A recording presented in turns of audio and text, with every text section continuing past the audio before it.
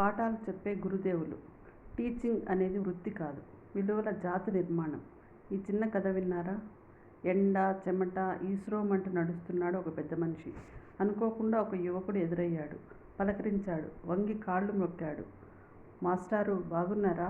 Sir, నన్ను గుర్తుపట్టలేదా? ఎవరు బాబు నువ్వు? చూపు సరిగ్గా ఆనడం లేదు, గుర్తుపట్టలేకపోతున్నాను. సార్, నేను మీ ఓల్డ్ స్టూడెంట్ను. ఓ నిజమా? సంతోషం. నాకు గుర్తు రావడం లేదు. ఏం చేస్తున్నావు బాబు ఇప్పుడు? అంటే బతకడానికి ఏం చేస్తున్నావు అని. నేను టీచర్ అయ్యాను మాస్టారు. Good, very good. నాలాగే టీచర్ అయ్యావన్నమాట. అవును సార్, నిజానికి టీచర్ కావడానికి మీరే స్ఫూర్తి తెలుసా? అదేంటి, అదెలా?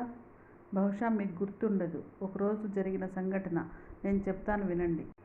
ఓసారి నా ఫ్రెండ్ ఒకడు మంచి ఖరీదైన మోడర్న్ వాచ్ స్కూలుకి తీసుకొచ్చాడు. దాన్ని చూడగానే నాలో దొంగబుద్ధి ప్రవేశించింది. చేతులు పీకేస్తున్నాయి, మనసు లాగేస్తుంది. ఎలాగైనా దాన్ని సొంతం చేసుకోవాలని అనుకున్నాను. వాడి జోబులో నుంచి దొంగతనం చేశాను. కాసేపటికి వాడికి తన వాచి పోయిందని తెలిసొచ్చింది.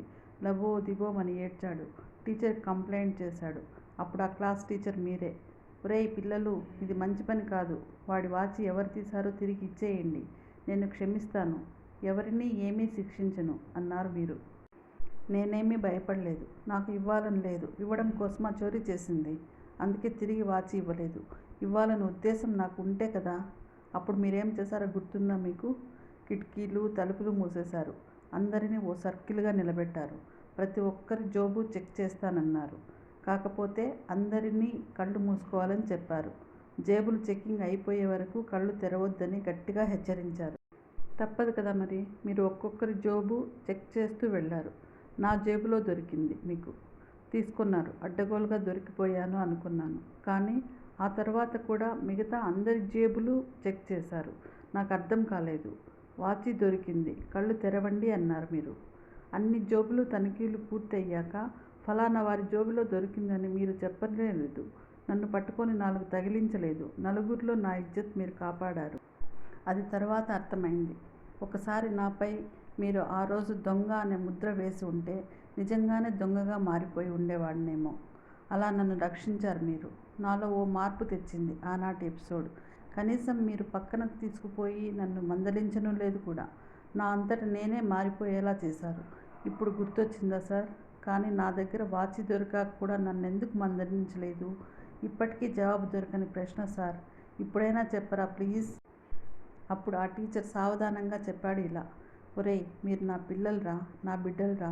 టీచర్ పిల్లలను ప్రేమతో చూసుకుంటూ భయం భక్తులు అలవడేటట్లు పిల్లలను మార్చుతూ పాఠాలు చెప్పాలి. ఆ రోజు అందరి జోబులు చెక్ చేశాను.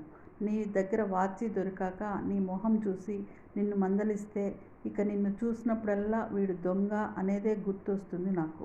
ఫలితంగా బోధనలో వివక్షకు, నీ పట్ల ప్రవర్తనలో తేడాకు కారణం కావచ్చు. అందుకేరా అబ్బాయి, నేను కూడా ఫలానా వాళ్ళ దగ్గర వాచి దొరికింది అనే సంగతి నాకు తెలియకుండా ఉండడం కోసం నేను కూడా కళ్ళు మూసుకునే అందరి జోబులు చెక్ చేశాను. అందుకే గురు బ్రహ్మ గురు విష్ణు గురుదేవో మహేశ్వరః, గురు సాక్షాత్ పరబ్రహ్మ తస్మై శ్రీ గురవే నమః. ఒక దేశం ఉన్నత స్థితిలో ఉంది అంటే దానికి కారణం ఇలాంటి గొప్ప ఉపాధ్యాయుల వల్లనే. ఆనందాశ్రువులతో ఉపాధ్యాయులందరికీ అంకితం. సర్వం శ్రీకృష్ణార్పణమస్తు. లోకా సమస్తా సుఖినో భవంతు. వీడియో చివరి వరకు చూసినందుకు ధన్యవాదములు.